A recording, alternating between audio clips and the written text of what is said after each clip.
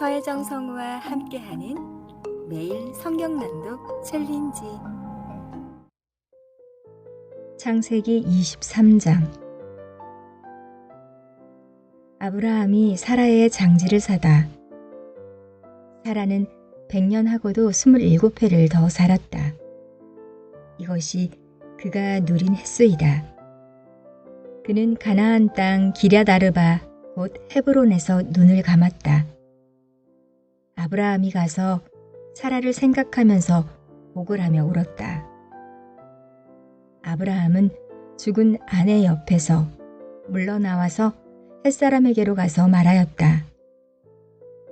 나는 여러분 가운데에서 나그네로 떠돌이로 살고 있습니다. 죽은 나의 아내를 묻으려고 하는데 무덤으로 쓸 땅을 여러분에게 좀 살 수 있게 해주시기를 바랍니다. 헷 족속 사람들이 아브라함에게 대답하였다. 어른께서는 우리가 하는 말을 들어보시기 바랍니다. 어른은 하나님이 우리 가운데 세우신 지도자이십니다. 우리의 묘지에서 가장 좋은 곳을 골라서 고인을 모시기 바랍니다. 어른께서 고인의 묘지로 쓰시겠다고 하면 우리 가운데서 그것이 자기의 묘자리라고 해서 거절할 사람은 없습니다. 아브라함이 일어나서 그 땅 사람들, 곧 햇사람들에게 큰 절을 하고 그들에게 말하였다. 여러분이 내가 나의 아내를 이곳에다 묻을 수 있게 해주시려면 나의 청을 들어주시고 나를 대신해서 소알의 아들 에브론에게 말을 전해주시기 바랍니다. 그가 자기의 반머리에 가지고 있는 막벨라 굴을 나에게 팔도록 주선하여 주시기 바랍니다. 값은 넉넉하게 쳐서 드릴 터이니 내가 그 굴을 사서 여러분 앞에서 그것을 우리 묘지로 삼도록 해주시기 바랍니다. 햇사람 헤브론이 마침 햇사람들 틈에 앉아 있다가 이 말을 듣고 성문 위에 마을 회관에 앉아 있는 모든 햇사람들이 듣는 데서 아브라함에게 대답하였다. 그러실 필요가 없습니다. 제가 드리는 말씀을 들어보시기 바랍니다. 제가 그 밭을 드리겠습니다. 거기에 있는 굴도 드리겠습니다. 나의 백성이 보는 앞에서 제가 그것을 드리겠습니다. 거기에다가 돌아가신 부인을 안장하시기 바랍니다. 아브라함이 다시 한번 그 땅 사람들에게 큰 절을 하고 그들이 듣는 데서 에브론에게 말하였다. 좋게 여기신다면 나의 말을 들으시기 바랍니다. 그 밭값을 드리겠습니다. 저에게서 그 값을 받으셔야만 내가 나의 아내를 거기에 묻을 수 있습니다. 에브론이 아브라함에게 대답하였다. 저의 말을 들어보시기 바랍니다. 그 땅값을 친다면 은 400세겔은 됩니다. 그러나 어른과 저 사이에 무슨 거래를 하겠습니까? 거기에다가 그냥 돌아가신 부인을 안장하시기 바랍니다. 아브라함은 에브론의 말을 따라서 햇사람들이 듣는 데서 에브론이 밝힌 밭값으로 상인들 사이에서 통용되는 무게로 은 400세겔을 달아서 에브론에게 주었다. 그래서 마므레 근처 막벨라에 있는 에브론의 밭, 곧 밭과 그 안에 있는 굴, 그리고 그 밭 경계 안에 있는 모든 나무가 마을 법정에 있는 모든 햇사람이 보는 앞에서 아브라함의 것이 되었다. 그렇게 하고 나서 비로소 아브라함은 자기 아내 사라를 가나안 땅 마므레 근처 곧 헤브론에 있는 막벨라 밭 굴에 안장하였다. 이렇게 하여 햇사람들은 그 밭과 거기에 있는 굴묘지를 아브라함의 소유로 넘겨주었다. 마태복음서 22장. 혼인잔치의 비유. 예수께서 다시 여러 가지 비유로 그들에게 말씀하셨다. 하늘나라는 자기 아들의 혼인잔치를 베푼 어떤 임금에게 비길 수 있다. 임금이 자기 종들을 보내서 초대받은 사람들을 잔치에 불러오게 하였는데 그들은 오려고 하지 않았다. 그래서 다시 다른 종들을 보내며 이렇게 말하였다. 초대받은 사람들에게로 가서 음식을 다 차리고 황소와 살찐 짐승을 잡아서 모든 준비를 마쳤으니 어서 잔치에 오시라고 하여라. 그런데 초대받은 사람들은 그 말을 들은 척도 하지 않고 저마다 제갈 곳으로 떠나갔다. 한 사람은 자기 밭으로 가고 한 사람은 장사하러 갔다. 그리고 나머지 사람들은 그의 종들을 붙잡아서 모욕하고 죽였다. 임금은 노에서 자기 군대를 보내서 그 살인자들을 죽이고 그들의 도시를 불살라 버렸다. 그리고 자기 종들에게 말하였다. 혼인잔치는 준비되었는데 초대받은 사람들은 이것을 받을 만한 자격이 없다.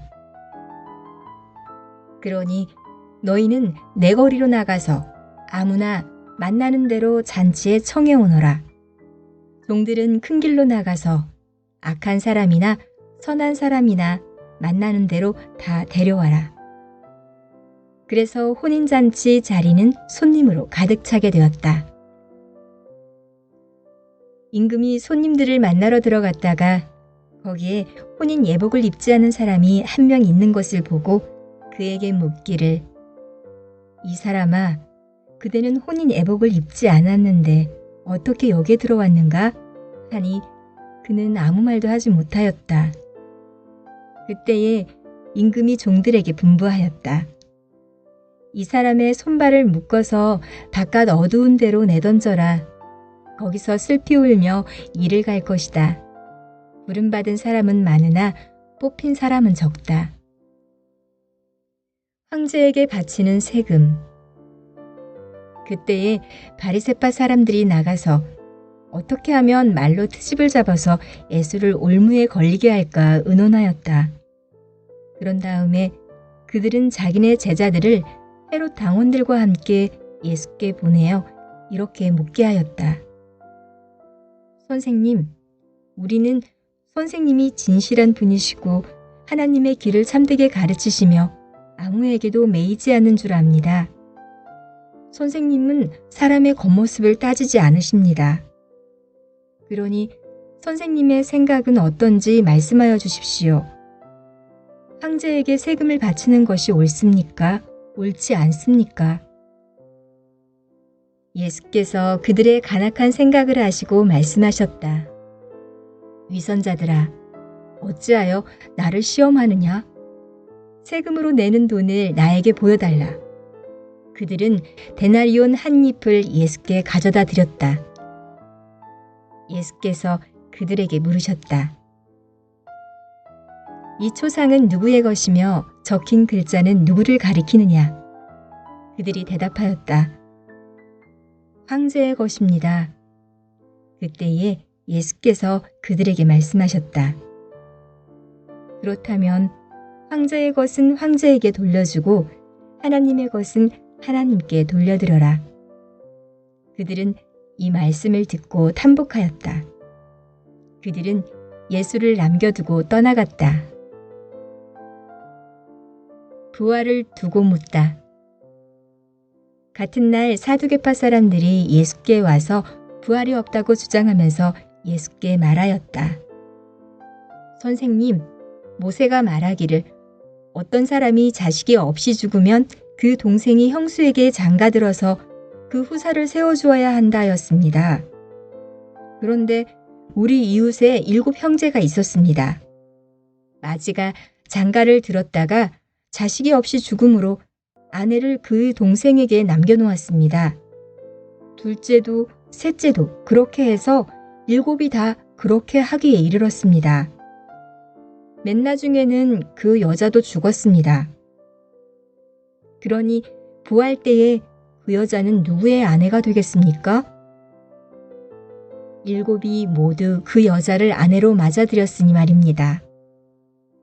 예수께서 그들에게 대답하셨다.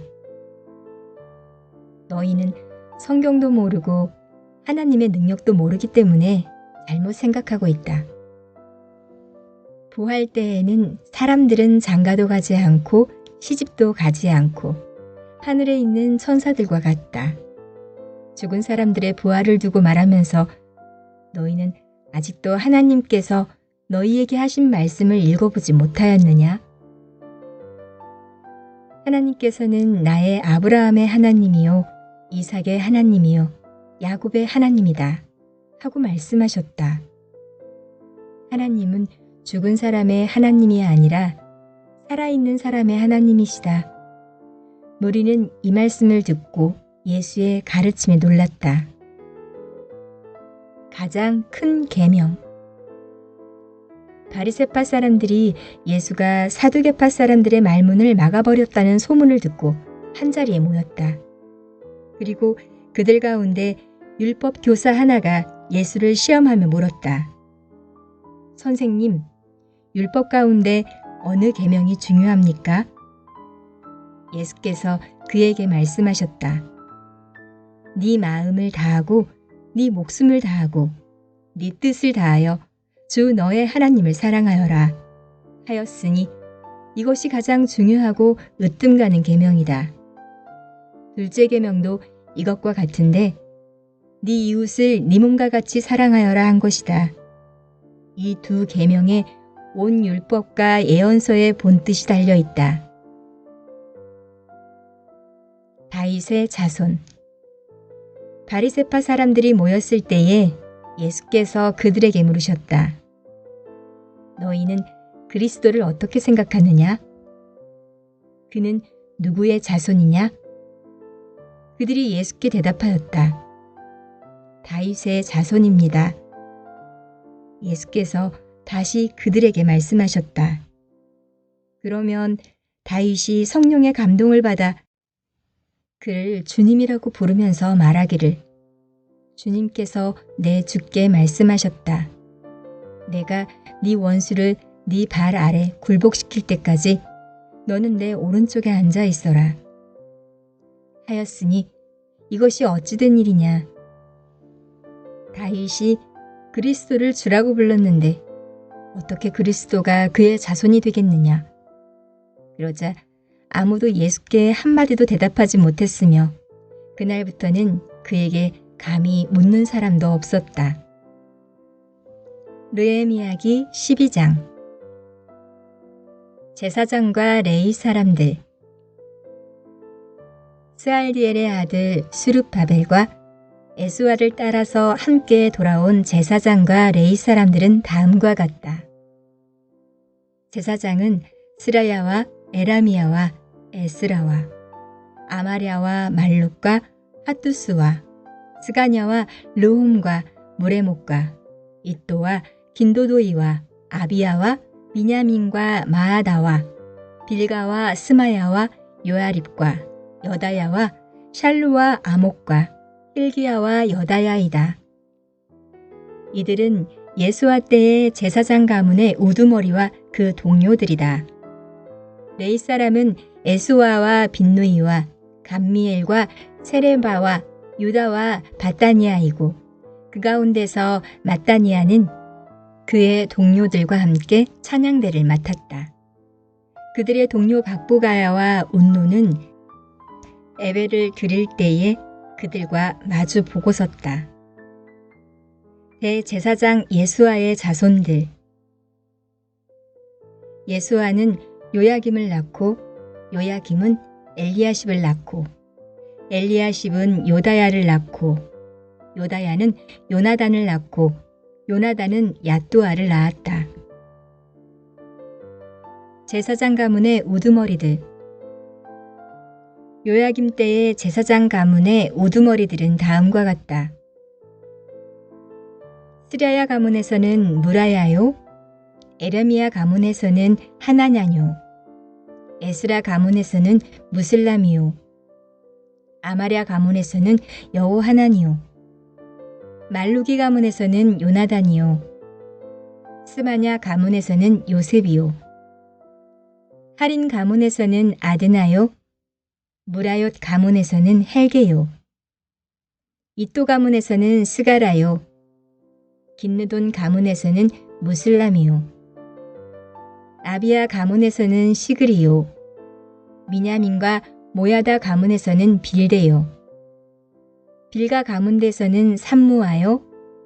스마야 가문에서는 여호난단이요. 요야립 가문에서는 마뜨네요.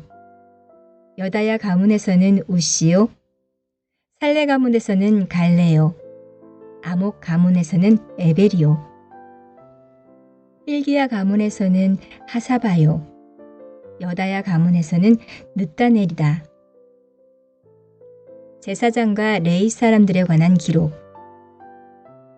엘리야십과 요다야와 요하난과 야또아 때의 레위 사람 가운데서 가문별 우두머리들의 이름과 제사장들의 이름은 다리우스가 페르시아를 다스릴 때의 왕실일지에 기록되어 있다. 레이의 자손 가운데 엘리야십의 아들은 요하난 때까지의 각 가문의 우두머리의 이름도 왕실 일지에 기록되어 있다. 성전에 맡은 임무. 레이 사람의 우두머리는 하사베와 세레바와 간미엘의 아들 에스와이다. 예배를 드릴 때에 그들은 하나님의 사람 다윗 왕이 지시한 대로 동료 레이 사람들과 함께 둘로 나뉘어 서로 마주보고 서서 화답하면서 하나님께 찬양과 감사를 드렸다. 마따니아와 막부가와 오바다와 무슬람과 달몬과 악굽과는 성전 문지기이다. 이들은 성전으로 들어가는 각 문들에 딸린 창고를 지켰다. 이 사람들은 모두 요사닥의 손자이자 예수아의 아들인 요야김과 총독 르에미야와 학자인 에스라 제사장 시대에 활동한 사람들이다. 르에미야가 성벽을 봉헌하다. 예루살렘 성벽이 완성되어서 봉헌식을 하게 되었다. 사람들은 곳곳에서 레위 사람을 찾아내어 예루살렘으로 데려왔다. 감사의 찬송을 부르며 심벌지를 치며 어문고와 수금을 타며 즐겁게 봉헌식을 하려는 것이었다. 이에 노래하는 사람들이 예루살렘 주변 여러 마을, 곧 느도바 사람들이 사는 마을과 백길갈과 게바와 이스마엘 들판에서 모여들었다. 이 노래하는 사람들은 예루살렘 주변에 마을을 이루고 살았다. 제사장들과 레위 사람들은 몸을 깨끗하게 하는 예식을 치른 다음에 백성과 성문들과 성벽을 깨끗하게 하는 예식을 올렸다. 나는 유다 지도자들을 성벽 위로 올라오게 하고 감사의 찬송을 부를 큰 찬양대를 두 편으로 나누어 서게 하였다. 한 찬양대는 오른쪽으로 거름문 쪽을 보고 성곽 위로 행진하게 하였다. 호세아가 이끄는 유다 지도자의 절반이 그 뒤를 따르고 또 아사랴와 에스라마와 무술람과 유다와 베냐민과 스마야와 예레미야가 따랐다. 그 뒤로 일부 제사장들이 나팔을 들고 따르고 그 다음에 스가랴가 따랐다. 그의 아버지는 요나단이요. 그 윗대는 스마야요. 그 윗대는 마따니아요. 그 윗대는 미가야요. 그 윗대는 삭구리요. 그 윗대는 아삽이다. 그 뒤로는 스가랴의 형제인 스마야와 아사렐과 밀랄레와 길랄레와 마에와 느다넬과 유다와 하나니가 하나님의 사람 다윗이 만든 악기를 들고 따랐다. 서기관 에스라가 그 행렬을 이끌었다. 그들은 샘문에서 곧바로 다윗성 계단 위로 올라가서 성곽을 타고 계속 행진하여 다윗궁을 지나 동쪽 수문에 이르렀다. 다른 한 찬양대는 반대쪽으로 행진하게 하였다. 나는 백성의 절반과 더불어 그 뒤를 따라서 성벽 위로 올라갔다. 이 행렬은 풀무 망대를 지나서 넓은 벽에 이르렀다가 에브라임 문 위를 지나 옛문과 물고기 문과 하나넬 망과 한메아 망대를 지나서 양문에까지 이르러 성전으로 들어가는 문에서 멈추었다. 감사의 찬송을 부르는 두 찬양대는 하나님의 성전에 들어가 멈추어 섰다. 나 역시 백성의 지도자 절반과 함께 하나님의 성전에 들어가섰다. 제사장 엘리야김과 마아세야와 미냐민과 미가랴와 엘르에나와 스가랴와 하나냐는 다 나팔을 들고 있다. 마아세야와 스마야와 엘르아살과 우시와 여호하난과 말기야와 엘람과 에셀이 함께 서 있었으며 노래하는 이들은 에스라이야의 지휘에 따라서 노래를 불렀다. 그날 사람들은 많은 제물로 제사를 드리면서 기뻐하였다. 하나님이 그들을 그렇게 기쁘게 하셨으므로 여자들과 아이들까지도 함께 기뻐하니 예루살렘에서 기뻐하는 소리가 멀리까지 울려 퍼졌다. 백성들이 제사장과 레위 사람에게 준 목. 그날 사람들은 헌납물과 처음 거둔 소상과 11조 등을 보관하는 창고를 맡을 관리인을 세웠다. 유다 사람들은 직무를 수행하는 제사장들과 레위 사람들이 고마워서 관리인들을 세우고 율법에 정한 대로 제사장과 레위 사람에게 돌아갈 몫을 성읍에 딸린 밭에서 거두어 들여서 각 창고에 보관하는 일을 맡겼다. 제사장들과 레위 사람들은 하나님을 섬기는 일과 정결의식을 베푸는 일을 맡았다. 노래하는 사람들과 성전 문지기들도 다윗과 그의 아들 솔로몬이 지시한 대로 맡은 일을 하였다. 옛적 다윗과 아삽 때에도 합창 지휘자들이 있어서 노래를 불러 하나님께 찬양과 감사를 드렸다. 수르바벨과 르헤미야 때에도 온 이스라엘이 노래하는 이들과 성전 문지기들에게 날마다 쓸 몫을 주었다. 백성은 레위 사람들에게 돌아갈 거룩한 몫을 떼어 놓았고 레위 사람들은 다시 거기에서 아론의 제사에게 돌아갈 몫을 구별하여 놓았다. 사도행전 22장. 동포 여러분, 내가 이제 여러분에게 드리는 해명을 잘 들어주시기 바랍니다. 군중들은 바울이 히브리 말로 연설하는 것을 듣고 더욱더 조용해졌다. 바울은 말을 이었다. 나는 유대 사람입니다. 나는 길리기아의 다소에서 태어나서 이 도시 예루살렘에서 자랐고 가말리엘 선생의 문화에서 우리 조상의 율법에 엄격한 방식을 따라 교육을 받았습니다. 그래서 나는 오늘날 여러분 모두가 그러하신 것과 같이 하나님께 열성적인 사람이었습니다. 나는 이 도를 따르는 사람들을 박해하여 죽이기까지 하였고 남자든 여자든 가리지 않고 묶어서 감옥에 넣었습니다. 내 말이 사실임을 대제사장과 모든 장로가 증언하실 것입니다. 나는 그들에게서 다마스쿠스에 있는 동포들에게 보내는 공문을 받아서 다마스쿠스로 길을 떠났습니다. 나는 거기에 있는 신도들까지 잡아서 예루살렘으로 끌어다가 처벌을 받게 하려고 했던 것입니다. 바울이 자기의 회개를 이야기하다. 가다가 정오 때쯤에 다마스쿠스 가까이에 이르렀는데 갑자기 하늘로부터 큰 빛이 나를 둘러비추었습니다. 나는 땅바닥에 엎어졌는데 사울아, 사울아, 네가 어찌하여 나를 핍박하느냐 하는 소리가 들려왔습니다. 그래서 내가 주님 누구십니까? 하고 물었더니 그는 나에게 대답하시기를 나는 네가 핍박받는 나사렛 예수이다 하셨습니다. 나와 함께 있는 사람들은 그 빛은 보았으나 내게 말씀하시는 분의 음성은 듣지 못하였습니다. 그때 내가 주님 어떻게 하라 하십니까? 하고 말하였더니 주님께서 내게 말씀하셨습니다. 일어나서 다마스쿠스로 가거라. 거기에는 네가 해야 할 모든 일을 누가 말해줄 것이다. 나는 그 빛의 광채 때문에 눈이 멀어서 함께 가던 사람들의 손에 이끌려 다마스쿠스로 갔습니다. 거기에 아나니아라는 사람이 있었습니다. 그는 율법을 따라 사는 경건한 사람으로 거기에 사는 모든 유대 사람에게 칭찬을 받는 사람이었습니다.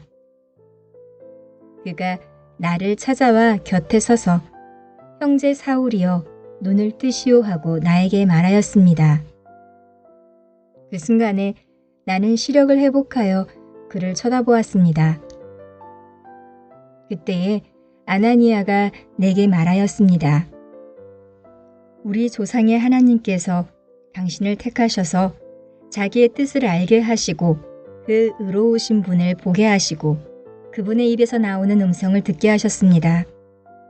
당신은 그분을 위하여 모든 사람에게 당신이 보고 들은 것을 증언하는 증인이 될 것입니다. 그러니 이제 망설일 까닭이 어디 있습니까? 일어나 주님의 이름을 불러서 세례를 받고 당신의 죄 씻음을 받으시오. 바울이 이방 사람의 사도가 된 경위. 그 뒤에 내가 예루살렘으로 돌아와서 성전에서 기도하는 가운데 황홀궁에 빠져 주님이 내게 말씀하시는 것을 보았습니다. 그는 말씀하시기를 서둘러서 예루살렘으로 떠나라. 예루살렘 사람들이 나에 관한 네 증언을 받아들이지 않을 것이기 때문이다 하셨습니다. 그래서 내가 말하였습니다. 주님, 내가 주님을 믿는 사람들을 가는 곳마다 회당에서 잡아가두고 때리고 하던 사실을 사람들이 잘 알고 있습니다. 그리고 주님의 증언자인 스데반이 피를 흘리고 죽임을 당할 때에 나도 곁에 서서 그 일에 찬동하면서 그를 죽이는 사람들의 옷을 지키고 있었습니다. 그때에 주님께서 말씀하시기를 가라, 내가 너를 멀리 이방 사람들에게로 보내겠다 하셨습니다. 바울이 로마 시민권의 소유자임을 알리다. 사람들이 바울의 말을 여기까지 듣고 있다가 이런 자는 없애버려라, 살려두면 안 된다 하고 소리질렀다. 그리고 그들은 고함을 치며 옷을 벗어 던지며 공중에 먼지를 날렸다. 그때에 천부장이 바울을 병영 안으로 끌어들이고 명령하였다. 그리고 그는 유대 사람들이 바울에게 이렇게 소리를 지르는 이유를 알아내려고 바울을 채찍질하면서 캐물어 보라고 하였다. 그들이 채찍질을 하려고 바울을 눕혔을 때에 바울은 거기에 서 있는 백부장에게 로마 시민을 유죄 판결도 내리지 않고 매질하는 법이 어디 있소 하고 말하였다.